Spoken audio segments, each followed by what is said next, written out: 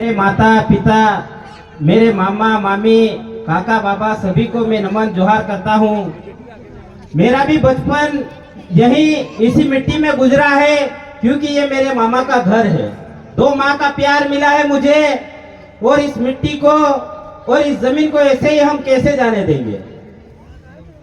साथियों, सब भी वक्ता ने अपनी अपनी बात रखी, हम अपनी बात रख के लगभग यहाँ से चले जाएंगे, लेकिन हमें यहाँ से संकल्प लेना है, हमें यहाँ से इस मिशन को और तेज करना है और मजबूत करना है।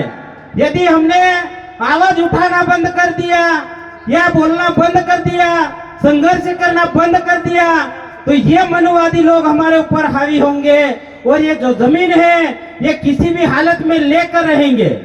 इसलिए आप हम सबको इस मिशन को और तेज करने की जरूरत है, और हमें गांव-गांव जाकर जन जागरण करने की जरूरत है।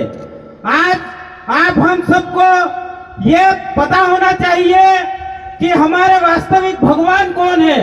हमारे पूजने लायक अगर कोई भगवान है तो वो है हमारे क्रांतिकारी बिरसा मुंडा, क्रांतिकारी टंट्या भील। आज अगर वो नहीं होते तो आज ये आदिवासी कौम इस धरती पर नहीं होती।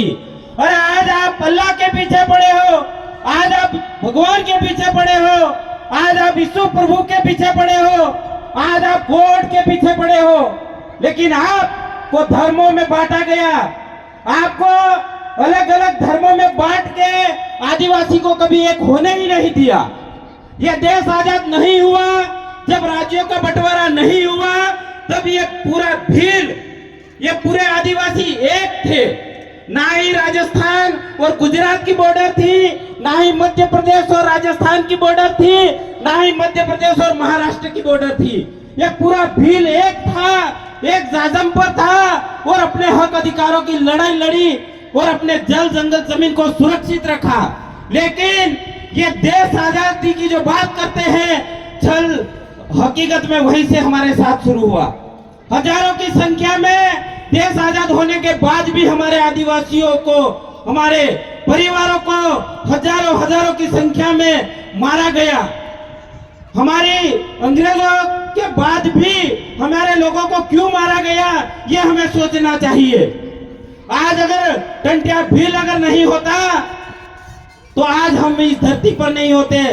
आज भी आपको जब कोई केस नौकरी लगना होता है, जब भी आपको एक छोटी सी नौकरी भी लगना होता है, तो आपको थाने से चरित्र प्रमाण पत्र मांगा जाता है।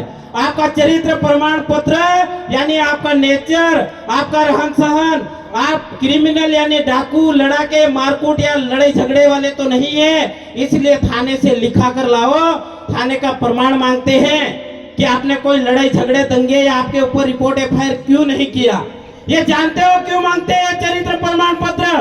1870 में मालिक टंट्या भील अगर नहीं होते तो हमारे ऊपर अंग्रेजों ने क्रिमिनल ट्राइब से एक्ट लागू किया था, जिसमें अंग्रेजों ने खुला ऐलान कर दिया था कि जहां भी भील या आदिवासी जहां पर भी दिखे, चाहे महिला या छोटा बच्चा या कोई बुजुर्ग या चाहे जवान या कोई भी आदिवासी या भील दिखे, तो डायरेक्ट गोली मारने का आदेश दिया था अंग्रेजों ने।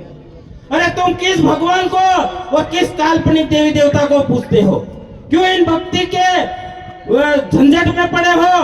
आज तुम्हारा जल जंगल जमीन जा रहा है, तुम अलग अलग पंथ को मानते होंगे। आज मैं आपको आह्वान करता हूं, आपके ईश्वर को बुलाइए, आपके गॉड को बुलाइए, आपके अल्लाह को बुलाइए। अगर वो जमीन बचा के दे दे तो मैं भी आपकी शरण में आ जाऊंगा। कौन सा भगवान आ रहा है?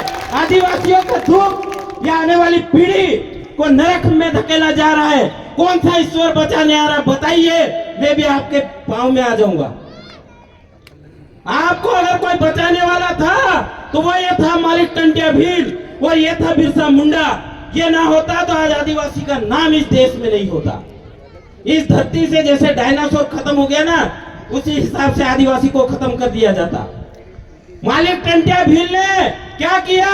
आज हम छोटी सी भीड़ की इकट्ठा कर लेते या कोई हम बोलने लग जाते तो अपने आप में महान समझने लग जाते, मैं बड़ा बन गया, हाय मेरी रिस्पेक्ट हो, मेरा मान सम्मान हो।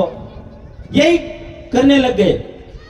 अरे वो वक्त कैसा होगा जिस समय ना साइकिल थी, ना बस थी, ना कोई बाइक थी, ना कोई वाहन की व्यवस्था थी। उसके बाद भी मालिक टंट्या भील और बिरसा मुंडा ने क्या किया, गांव गांव जाके, पूरा जंगल था उस समय, और जंगलों में मसाल जला जला के रात में जंगली जानवरों से भी लड़ाई लड़ते थे। उसके बावजूद भी गांव गांव जाकर लोगों को जगाया और मालिक टंट्या भील ने 65,000 ग्राम सभाओं का निर्माण किया। जब 65,000 ग्राम सभा यानी एक ग्राम सभा में 100 लोगों को जगाया, तो आप 65,000 गुणित 100 करिए, 65 लाख लोगों को जगाकर मालिक टंट्या भील ने 1871 में क्रिमिनल ट्राइब से एक्ट हटवाया। तब जाके आज हम इस धरती पर जी रहे हैं। आप किस भगवान को पूज रहे हो? आप अपने आप से सवाल कीजिए कि आप कौन हो, आपका इतिहास क्या है, आपका संघर्ष क्या है, या हमारे पुरखों का इतिहास क्या है, हमारे पुरखों का संघर्ष क्या था, ये हमने कभी नहीं सोचा। जिसने बोला टीवी में नाटक किया, अभी ये अपने लोग तेजाजी का खेल करते हैं, रामदेव जी का नाटक नौटंकी ये नुक्कड़ नाटक करते हैं, या हाट बाजार में कई नाटक नुक्कड़ करते हैं। ऐसे हमको टीवी, मोबाइल, ये सोशल मीडिया आया और हमको भगवान का डर डाला, और भगवान के डर के नाम से आज आपकी जमीन छीनी जा रही है। कौन बचाने आ रहा, बताइए आपकी जमीन। आप हम सबको मिलकर हमें ग्राम सभा के ऊपर काम करना चाहिए। जो हमारी पारंपरिक रूढ़िगत ग्राम सभा जो 13-3 का जो हमारे पुरखों ने, जो टंट्या भील और बिरसा मुंडा ने जो पारंपरिक रूढ़िगत ग्राम सभाएं की, उसके आधार पर आपको आजादी मिल सकती है। बाकी आपको कोई भी राजनीतिक पार्टी, कोई भी राजनेता या कोई भी आपको आजादी नहीं दिला सकता है, आपकी जमीन नहीं दिला सकता है। मालिक टंट्या भील ने 65,000 ग्राम सभाओं का निर्माण करके ये मालवा निमाड़ से लगाकर 1,27,000 हेक्टेयर जमीन आजाद करवाई थी। आप सोचो, एक अकेले व्यक्ति ने इतना दम रखा, और मालिक टंट्या भील को ये मनुवादी लोग डाकू लुटेरा ऐसा बोलते थे। अरे अगर वो ऐसा होता तो 7 समुंदर पार हमारे मालिक का न्यूज में, वहां टीवी और न्यूज में ये न्यूज नहीं छपती। हमारा मालिक अगर पूजने लायक है तो इनको पूजिए, चलना है तो इनके मार्ग पर चलिए। अगर कोई बचा सकता है तो इनका मार्ग ही बचा सकता है, वो ग्राम सभा है। गांव गांव में पटेल, तड़वी, डाहला, पुजारा अपने पुराने बुजुर्गों को साथ में लाइए और ग्राम सभा का निर्माण कीजिए। जब तक पारंपरिक रूढ़िगत ग्राम सभा का निर्माण नहीं करोगे, तब तक आपकी जमीन कोई भी नहीं बचा पाएगा। और ये जमीन हमारे बाप दादाओं ने, ये जो सरकारी जमीन बोलते हैं, गलतफहमी निकाल दीजिए। अरे क्या हमारे बाप दादा ये जमीन हाथ जोत नहीं सकते थे पहले? 50 साल 100 साल पहले क्या नहीं जोत सकते थे? खेत नहीं बना सकते थे क्या? लेकिन हमारे बाप दादाओं का एक नियम था, आदिवासियों का एक रूल नियम है कि जितना जरूरत हो उतना ही लेते हैं, फालतू में वो किसी का बुरा नहीं सोचते। हमारे पुरखों ने जितना खेती के लिए जमीन जरूरत थी उतनी जमीन को ही उन्होंने खेत बनाया, बाकी गाय भैंस पशु के लिए उन्होंने चरने के लिए छोड़ दिया।